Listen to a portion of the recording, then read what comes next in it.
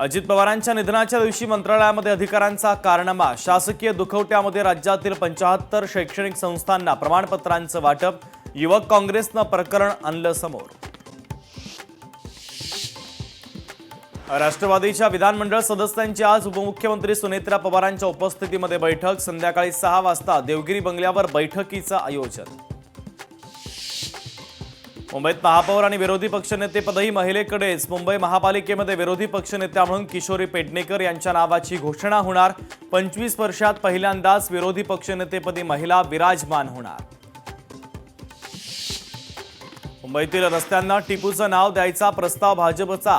विद्यमान महापौर रितू तावडे त्याच्या साक्षीदार। तरीही टिपूच्या नावानं टिपऱ्या बडवणं सुरू। सामनातून जोरदार हल्लाबोल। पुण्यातील आंदोलनामध्ये राड्यानंतर आज पुणे काँग्रेसची महत्त्वाची बैठक। आरोप प्रत्यारोपांनंतर होणाऱ्या आजच्या बैठकीकडे राजकीय वर्तुळाचं विशेष लक्ष।